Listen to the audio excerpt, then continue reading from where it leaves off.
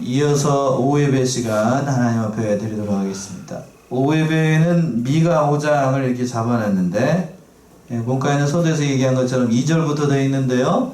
다 봅시다. 1절부터 15절 마지막 절까지 이렇게 다 보는 게 좋을 것 같아요.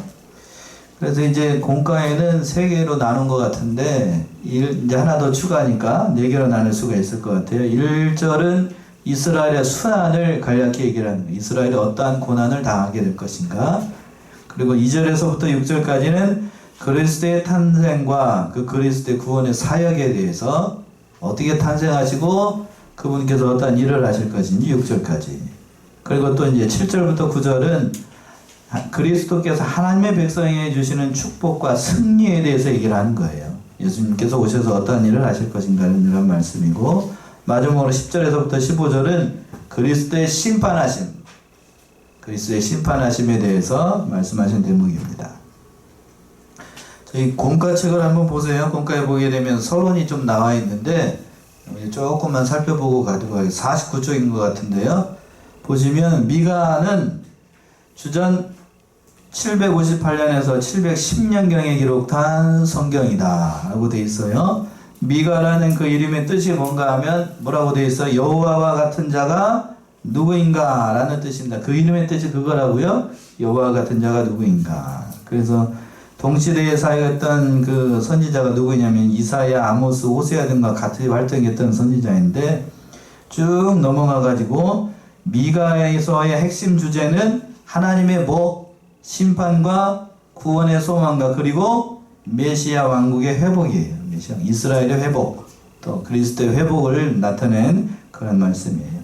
이거 단적으로 예수님께서 오실 것, 그리스도께서 어떻게 오실 거야, 어디에 올 것인가 정확하게 예언된 말씀이 바로 이 미가입니다. 미가 5장 2절에 잘 나와 있는 말씀인데, 먼저 1절 보시면 이스라엘의 순환을 당하게 될 것을 예언하는 말씀인데, 말씀이 간략하게 나와 있어요. 1절 한번 읽어보세요. 딸 군대여, 너는 때를 모을지어다.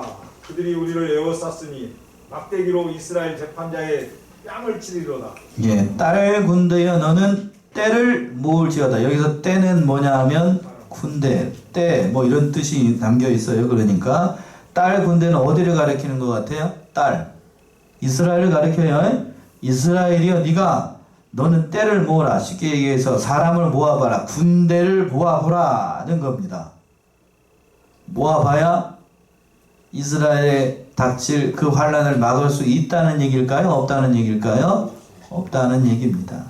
그들이 우리를 에워쌌으니 막대기로 이스라엘의 재판자의 어디를 때려요? 어디를 때린다고 되어 있어요? 뺨을 친다라고 되어 있습니다. 그때도 그렇지만 요즘에도 뺨을 때리는 거는 아픈 것보다도 뭐를 모욕을 하는 거냐면 인격을 모욕하는 거죠. 인격. 뺨을 때리는 건 인격을 모욕하는 거예요. 그러니까 이것은 뭐냐면 장차 이스라엘이 그 성이 함락이 되고 예루살렘 성이 함락이 되고 이스라엘의 재판자들이 당하게 될 그 모욕을 이렇게 표현을 한 겁니다. 실제로 이스라엘 역사 가운데 이렇게 이루어졌어요. 실제로 이루어졌죠.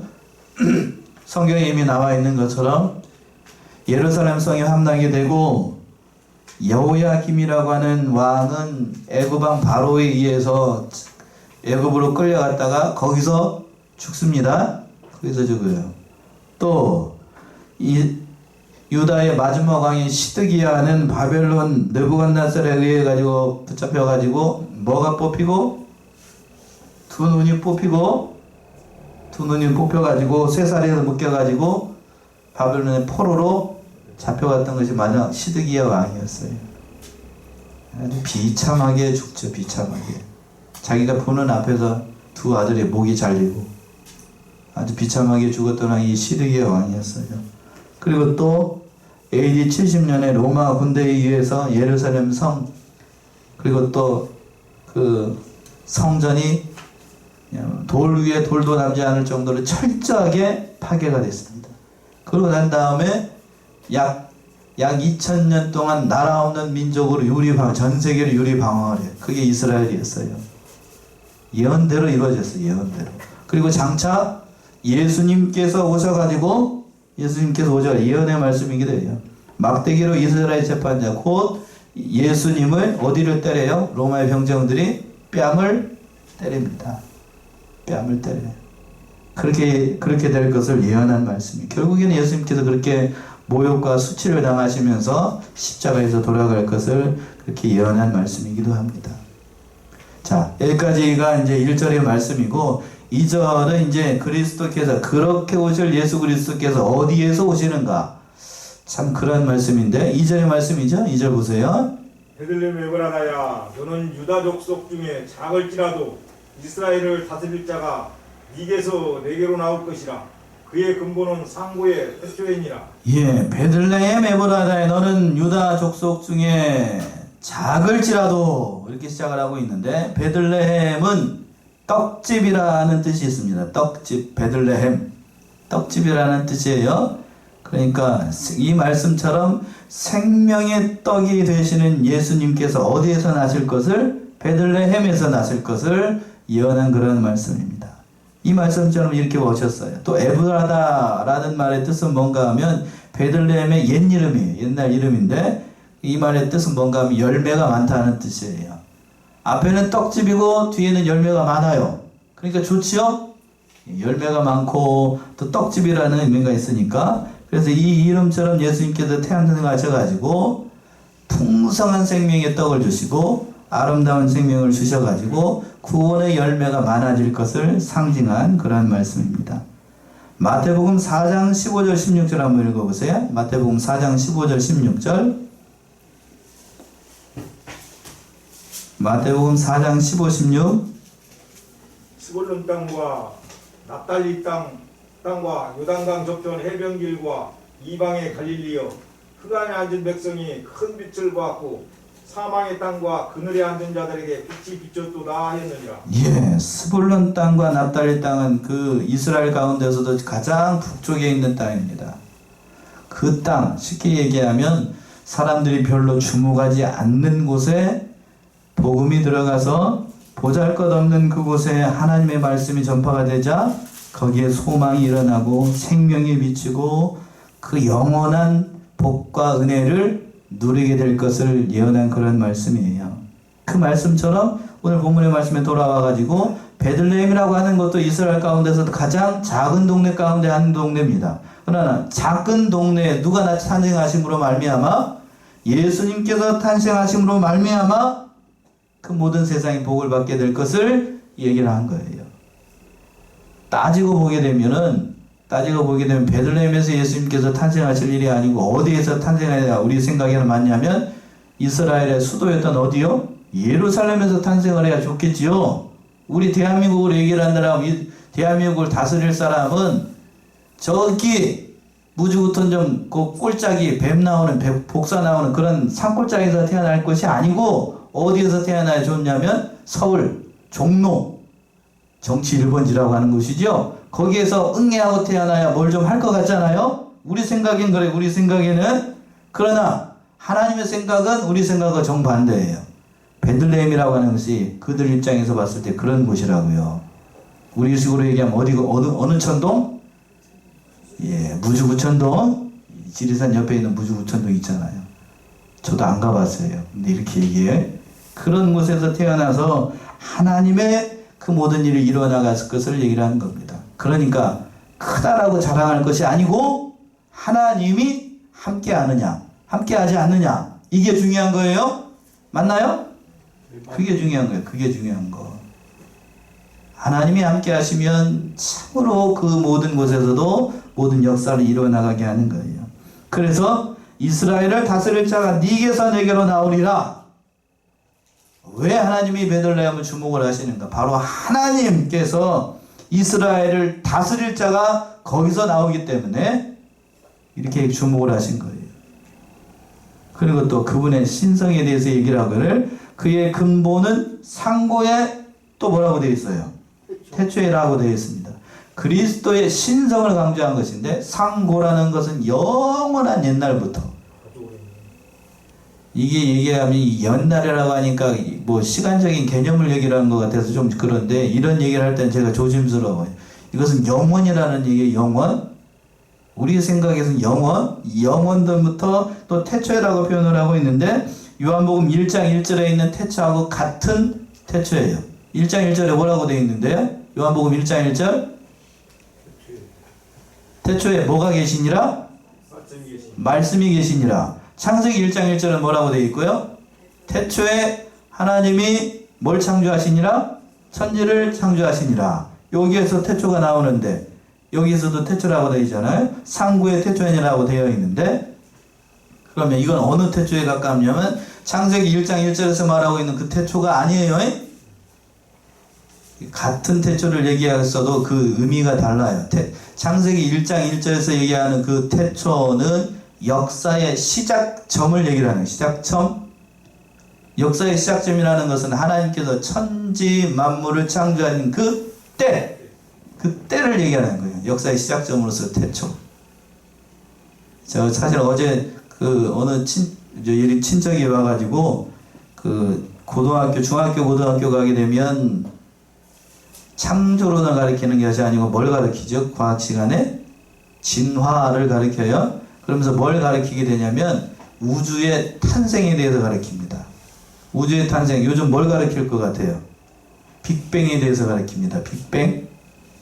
빅뱅 아셔요? 요즘 우주가 계속해서 팽창해가지고 어느 때인지 모르겠는데 극도로 뭐 조밀하게 있었던 그 고에너지가 빵 하고 터져가지고 지금 우주가 만들어졌다라고 과학자들은 얘기를 합니다. 그게 빅뱅 이론이 빅뱅 꽝 하고 터져가지고. 자, 그럼 제가 묻고 싶은 게 있어요. 그 고도로 집적된 그 빵 하고 터진 것은 어디서 나왔죠? 그 어디서 나왔어? 하늘에서 떨어졌어? 땅에서 솟았어? 그거 설명돼요? 그 설명이 되게 안 돼요. 안 되죠, 안 돼. 안 됩니다. 그걸 설명을 못하면서 마치 빅뱅 이론이 뭔 지금의 정설처럼 얘기를 해가지고 막 그렇게 얘기를 하는데 그건 아니에요. 제가 유튜브를 보다가 보게 되면 지구는 어떻게 탄생을 하고 달은 어떻게 탄생이 됐고 뭐 이런 별 희한한 얘기들 많이 해요. 그러나 창세기 1장 1절에서 답이 있죠. 누가 만드셨다고요? 여러분 믿으시나요? 태초에 하나님이 천지를 창조하셨어요. 지구여 있으라 라고 했으니까 뭐가 있었어요? 지구가 있었어요. 달이여 달을 돌아라. 그러니까 있었습니다. 그걸 믿는 게 제가 과학적인 색으로 종합해 본 결과 신앙을 떠나서 저도 과학자예요. 전공을 했으니까. 과학적인 입장에서 봤을 때에 누군가가 우주를 만들었다는 것이 정답이에요. 맞나요? 그게 정답이라고요. 그게 정답. 그게 정답이지. 갑자기 뭐가 폭발해가지고 그 무질서하던 것이 어느 순간 질서가 생겨가지고 태양계가 생기고 지구가 생기고 생명체가 진화를 해가지고 지금 이 시간에 생겼다. 그렇게 믿는 것은 저는 대단한 믿음이 필요하다고 봐요. 저는 그러느니 차라리 뭐를 믿겠다? 창조한 걸 믿겠다는 거예요. 누가 만들었다. 쉽게 100번 양보를 해가지고 누가 만들었다고 믿는 것이 낫지 저절로 생겼다고 믿는 건 그건 과학적인 게 아니에요. 맞나요? 제가 뭐에 대해서 얘기하고 있죠? 지금 뭘 대고? 예, 태초에 대해서 얘기하고 있고 지금 제가 뭘 잡고 있죠? 마이크를 잡고 있잖아요. 그래, 이 마이크를 만든 사람이 있어요, 없어요? 그치요? 그치요? 있잖아요. 그렇죠? 그러다라고 하면 자, 여러분 자녀 낳았어요, 안 낳았어요? 자녀 다들 낳으셨죠? 자녀는 저절로 생겼어, 아니면 내가 낳았어요? 해보세요. 자녀들, 자기가 낳은 자녀들은 저절로 낳았어요? 아니면 내가 힘써가지고 낳았어요? 안 낳았어요? 다른 얘기로 내가 만들었어요? 안 만들었어요? 만들었어요. 내가 만들었잖아요. 그쵸? 내가 만드는 게 정답이죠? 그런데 이게 딱 끊어지고 이 애기 입장에서 봅시다. 나는 저절로 생겨났어. 진화해가지고. 그러면 부모가 뭐라고 그러죠? 미친놈. 그게 정답이죠? 그게 정답이잖아요. 지금 사람들이 그걸 주장을 하고 있는 거예요. 태초 얘기하다 여기까지 나왔네. 그래, 아무튼 거기까지만 합시다. 진도 나가야 되니까. 예, 태초라고 하는 말이 그러니까 영원한 세계를 얘기하는 거예요. 영원한 세계. 여기까지만 합시다. 다음에 얘기하고 진도 나가야 되니까 3번이야. 3절. 그러므로 임산한 여인이 해산하기까지 그들을 붙여두시겠고 그 후에는 그 형제의 남은 자가 이스라엘 자손에게로 돌아오리니. 예, 임신한 여인이 해산하기까지라고 하는 것은 이건 동정녀의 탄생을 얘기를 하는 겁니다. 그러니까 이 말의 뜻은 뭔가 하게 되면 그리스도께서 베들레헴에서 탄생하신 것은 갑자기 이루어진 것이 아니라 때가 차서 하나님께서 여자의 몸을 빌어가지고 누구의 몸을 빌어서? 동정녀 마리아의 몸을 빌어서 탄생하게 될 것을 예언한 말씀이에요. 그리고 그 남은 형제들이 그 후에는 그분이 오시고 난 다음에는 그 남은 자가 이스라엘에게로 돌아오리라. 남은 형제라고 하는 것은 모든 이스라엘 택한 백성들, 그 모든 사람들이 다 돌아오게 될 것을 예언하는 그런 말씀입니다. 또 4절 보시면 4절. 그가 여호와의 능력과 그 하나님 여호와의 이름의 위엄을 의지하고 서서 그때에게 먹여서 그들로 안연히 거하게 할 것이라. 이제 그가 창대하여 땅끝까지 미치리라. 예, 여자의 후손으로 나실 그 예수 그리스도께서 오시면 그가는 그러니까 여기서 그는 누구를 얘기를 하겠어요? 예수 그리스도를 가리키는 거예요. 우리는 바로 예수가 나오는데 정확하게 얘기하면 그가라는 얘기는 그리스도죠. 그리스도 세자로 메시아입니다. 메시아가 여호와의 능력과 그 하나님의 여호와의 이름의 위엄을 의지하고 서서 그때에게 먹여서 그들로 안연히 거하게 할 것이다 하는 거예요. 그러니까 메시아가 오시면 하나님을 의지하고 서가지고 그때들을 다 모아가지고 그 모든 백성들을 안연히 거하게 할 것이다 하는 겁니다. 이 하나님께서 보내신 그 메시아가 오시면 그리스도가 오시면 첫 번째로 우리에게 주시는 복이라고 하는 것은 뭐냐면 안연히 거하게 하는 거. 안연히 거하게 하는 거. 자, 안연히 거하게 한다는 말이 뭔 말인가요? 국어 시간 됐네요. 안연히 거한다. 평안하고 안전. 예. 편안할 안자이고 그 다음에 즐겁다는 의미가 있어요. 안연. 편안하고 어떻게 하는 거? 즐거운 거. 그게 안연입니다. 한번 찾아보세요. 이사야 30장 15절 여기서 안연이라는 말이 나오는데 이사야 30장 15절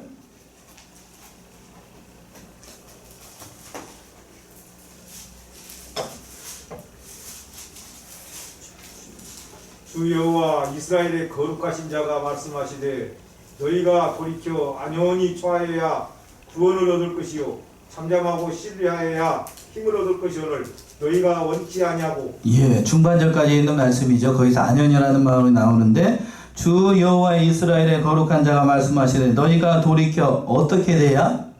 안연히 처해야. 그러니까 편안하고 즐거운 마음으로 구원을 바라보고 그래야 하나님께서 그 구원의 길을 열어주신다는 그런 말씀이 안연이라는 말은 그러니까 예수를 믿게 되면 편안하고 즐거운 마음이 거하게 된다는 거고 두 번째 그리스도께서 주시는 복은 뭐냐 하면 그 4절 하반절에 있는 것처럼 이제 그가 어떻게 하게 된다고 되어 있냐면 창대하여 어디까지 미쳐요? 땅끝까지 미치게 합니다. 아브라함에게 주신 복이죠. 창대케 하는 복. 그러니까 땅끝까지 이르러서 하나님의 백성이 돌아오는 복. 예, 이런 복들을 참 주어가죠. 영적인 의미에서 또 육신적인 의미에서 모든 복을 주시는 것이 바로 그리스도께서 이러한 복을 주신다는 말씀이고 또 5절 6절 보시면 5절 6절 이 사람은 우리의 평강이 될 것이라. 아수르 사람이 우리 땅에 들어와서 우리 궁들을 밟을 때에는 우리가 7 목자와 8 군왕을 일으켜 그를 치리니 그들이 칼로 아수르 땅을 황무케 하며 니무르 땅의 어귀를 황무케 하리라. 아수르 사람이 우리 땅에 들어와서 우리 지경을 밟을 때에는 그가 우리를 그에게서 건져내리라. 예, 이 사람은 또 누구를 가리켜요? 앞에서 얘기한 그가 메시아를 가리키는 거예요. 이 사람은 우리에게 평강인데 제가 자꾸 물어보는 의도가 있어요. 뒤에 가서 달라지기 때문에 그런 거예요. 또 이 사람은 우리의 평강이 될 것이라. 그리스도께서 성도에게 주시는 세 번째 복은 뭐예요? 지금 그러니까 평강의 복이에요. 잊어버릴 것 같으니까 한번 얘기해 봅시다. 첫 번째는 어떻게 처하는 복이라고 그랬죠? 안연히 처하는 복. 그러니까 안연이라는 것은 평안하고 즐거운 복을 주신다는 거고 두 번째는 어떻게 하는 복? 여러분이 좋아하시는 복. 대, 창대케 하는 복. 세 번째는 어떠한 복이에요? 여기 세 번째. 평강의 평강의 복이에요. 평강의 복. 영육간의 평강의 복을 그리스도께서 주실 것을 얘기를 하는 겁니다. 잘 따라오고 계시죠? 그러한 복을 주실 것이라고 하는 거예요. 또 마지막 복이 뭐냐면 쭉쭉 얘기를 했는데 5절 그 하반절부터 쭉 얘기했는데 모든 대적을 막아주시는 복이에요. 그렇겠지요? 아수르 사람 우리 땅에 들어와서 우리 궁을 밟을 때에는 우리가 7 목자와 8 군왕을 일으켜 그를 치리고 그 모든 대적을 막아주는 영원한 승리를 주시는 그러한 복이라고 하는 거예요. 아수르 사람 이스라엘을 대적했던 그 나라인데, 그러니까 대표적으로 얘기를 하는 거예요.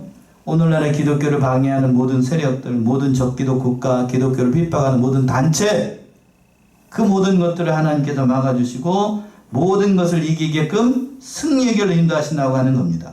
또 목자를 한 명만 보내도 될 것인데 몇 명 보낸다고 되어 있어요? 우리가 7 목자와 8 군왕을 일으켜 그를 치리나. 성경에서 칠수는 만수를 얘기를 합니다. 만수. 예, 그러니까 하나님께서 가장 합당한 사람, 능력이 있고 영권이 있는 그러한 지도자를 보내가지고 모든 대적을 막아줄 것이라고 하는 거예요. 오전에 있던 어떤 선지자와 같이 세례 요한과 같은 그런 선. 저는 세례 요한만 보면 가슴이 참 애잔해요. 애잔합니다. 또 다른 한편으로는 대단히 존경스럽고. 여러분들은 어떻게 느끼시나요? 세상적으로 봤을 때 빛을 보지 못했어요. 그렇죠? 아무런 빛이 없었다고요. 애써 길렀던 제자들도 자 예수님께 양보하고 마지막에는 형장의 이슬로 목이 위에서 죽습니다. 그 강직한 성품 때문에 면전하다 대고 그 헤롯 안디바한테 그냥 너 그렇게 살지 마 라고 했다가 감옥에 갇혀가지고 목 베어 죽어요. 헤로디아에 의해서, 그 모녀에 의해서. 그게 이 세례 요한의 마지막이었어요. 마지막. 그러나 하나님 예수님은 그를 인정을 하셨습니다. 그런 선지자, 그런 7 목자, 그런 8 왕을 보내가지고 그 모든 하나님 백성들을 구원해낼 것이라고 하는 거예요. 그들이 칼로 아수르 땅을 황무케 하며 니무롯 땅의 어귀를 황무케 하리라. 진짜로 그러한 승리를 주시겠다는 거고, 이거는 육신적인 그러한 승리보다도 영적인 의미가 다 강해요. 영적인 의미. 모든 대적을 막아주시고 사단의 모든 권세와 모든 것들을 이기게 하시는 그러한 능력을 주시겠다는 겁니다. 그래서 그랬죠. 하반절에 6절 하반절에 그가 우리를 그에게서 건져내리라. 여기서 그는 누구겠어요? 그가 그리스도께서 우리를 모든 대적으로부터 우리를 구원해낼 것을 얘기를 하는 겁니다. 영원한 승리를 주실 것을 얘기를 하는 거예요. 또 이제 7절부터 보게 되면 하나님의 백성에게 주시는 축복과 승리에 대해서 다시 한번 얘기하고 있는데 7절 한번 읽어보세요. 7절. 야곱의 남은 자는 많은 백성 중에 있으리니 그들은 여호와에게로서 내리는 이슬 같고 풀이에 내리는 단비 같아서 사람을 기다리지 아니하며 인생을 기다리지 아니할 것이며. 예. 제가 계속해서 앞에서 이 사람이 누군가 물어보는 이유가 여기서 나옵니다. 여기서. 예, 잘 보세요. 여러분 얼마나 국어를 잘했는지, 학교 다닐 때 공부를 잘했는지 물어볼 테니까 보세요. 야곱의 남은 자, 여기서 주어가 누구지요? 야곱의 남은 자지요? 예, 야곱의 남은 자. 야곱의 남은 자는 많은 백성 중에 있으리니 그들은 누구예요? 그들은 유효 앞에서 얘기했잖아요. 야곱의 남은 자. 야곱의 남은 자들은 여호와에게서 내리는 뭐와 같고?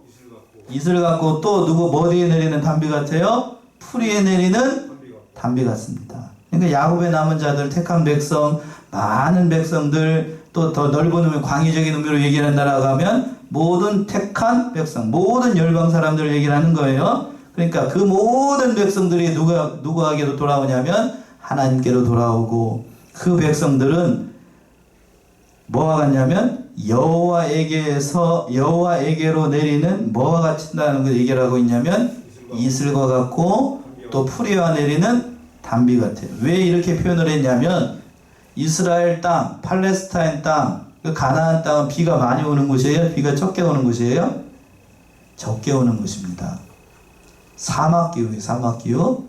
그러니까 여호와에게서 내리는 이슬과 같고 풀에 내리는 단비가 같다는 것은 하나님의 백성, 앞에서 주어 야곱의 남은 자, 하나님께서 택한 백성은 무엇과 같은 존재라는 것이냐면 세상에 내리는 단비와 같은 존재라는 사실입니다.